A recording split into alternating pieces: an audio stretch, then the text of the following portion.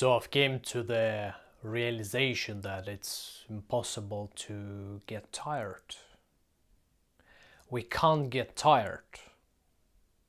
We can have enough of doing something for a while and as a result start losing efficiency in doing it, and as a result get to feel different emotions like frustration that it's not working, anger that it's not working as we wanted it to work, and other emotions.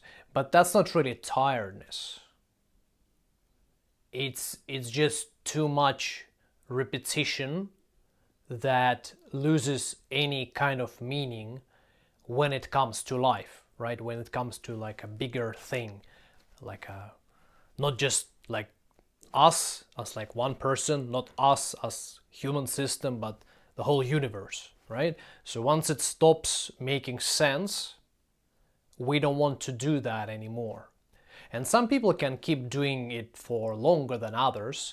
Some people can, well, prefer actually to just do it for a very long period of time, for hours, and they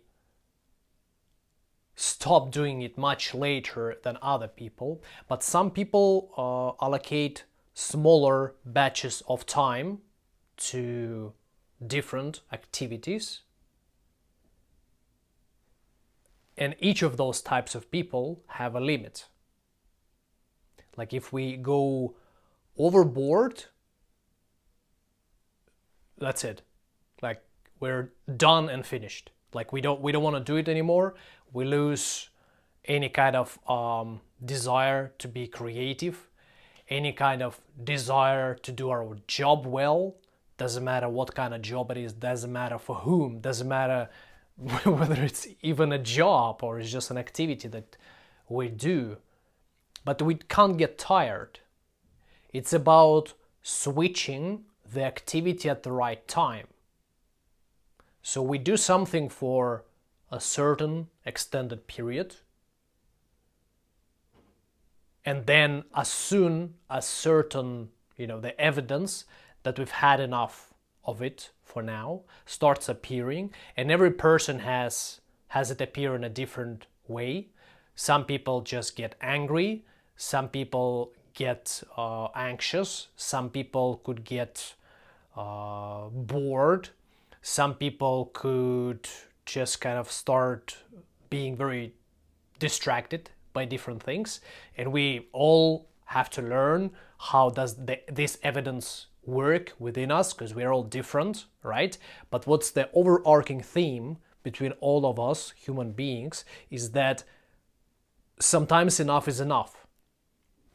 And for some people it's 3 hours, for some people it's 12 hours. Some people can just work for half a year by just working, sleeping, working, sleeping, working, sleeping without getting tired.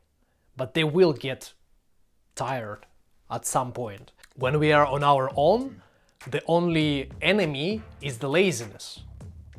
And laziness is also a very arbitrary word. Like, first of all, it doesn't even mean anything. It's just a word that was made up by somebody who was trying to put other people down. But laziness, it's like the way, so the society thinks about the word laziness. It's about not working when others are working, which is very stupid and it doesn't really make sense, because like we're all different, right? So if I drank a lot of water in the morning and the other person didn't drink water because they forgot or they were on some water fast, whatever it is, then I will have to go take a break, right? To kind of, because the nature called me and I have to get rid of water in my system. Am I lazy? Because I do it when everybody else is working? It's ridiculous, right? Society doesn't understand what the word lazy means. I'm gonna tell you what it means actually, because it's gonna change how you see the world once you understand what the word lazy is, and you're gonna be able to spot and notice the enemies of the universe and of nature, enemies of God, all around you when you hear the word lazy being misused. Laziness is the inability to switch between one activity to the other when it's time. So if you have been doing something, let's say you go to the gym with your friend, and your friend's name is Arnold Schwarzenegger, and you go there at 4 p.m. and Arnold is asking you, so bro, how many times have you been to the gym today? And you're like, I have not, this is my first time. And Arnold said, well, fair enough, I've been in the gym in the morning, this is my second time, and I'm also gonna go before sleep just so I have a better, night time, so I sleep better. Are you lazy for not, going to the gym just like Arnold did in the morning? And then when you're during the training, you've exercised for 40 minutes and then you're like, all right, well, that's enough. I'm, gonna go, chill, go to the sauna, go to, to the swimming pool, go for a walk. How much more time do you need to exercise, Arnold? And Arnold says, well, I just finished warming up, so I'll probably be done in like 2 hours. Would you in this moment be lazy for switching the activity because you've had enough of training, like you've done the training, like it's finished, right? It's your training, it's not somebody else's training.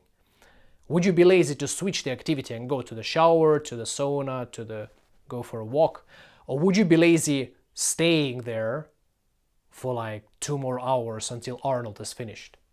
You could of course join him for like just two bodies training, so that's fair, that's fine, that's a different activity. But if you were to continue exercising just because Arnold is exercising, that's something clinical. We get lazy when we don't do what we are supposed to do. And some people are supposed to work, take a break by doing something else, then work again, then take a break again, and so forth. And some people are supposed to do the work continuously. We're different. It's not, and whether we are lazy or not, it's our own evaluation of ourselves, if we are mature enough and conscious enough and aware enough. My point is that it's not for the other person to decide who is lazy and who is not. Laziness is about inability to do what you're supposed to do. It's not about doing the same activity. And if you are switching the activities when you have to switch, you cannot possibly get tired. If you walk for several hours, at some point you're gonna have to sit down, but not because you are, tired, but because it was time to switch the activity. Now you have to do a different activity, because you're a human being. You don't. We act based on our internal impulses, not based on some kind of external program, which is what makes us think that we are tired. The more autonomy and sovereignty we have after we become mature and be able to leave other people that we are interacting with in a better mood after the interaction than before. So at that moment, if we pass that test continuously with different people, the more sovereignty and autonomy we have, the less we get tired. And I wish you to grow, to maintain that level of maturity, so you're able to to take care of your basic needs and then think about other people, so that you can become more autonomous and sovereign. And once you do that, these words no longer apply to you, because you're like a leaf in Forrest Gump, the beginning of the movie. I wish you to become that free and to go through these stages that we have talked about. It's been Edward. I'm gonna see you in the next video. Goodbye.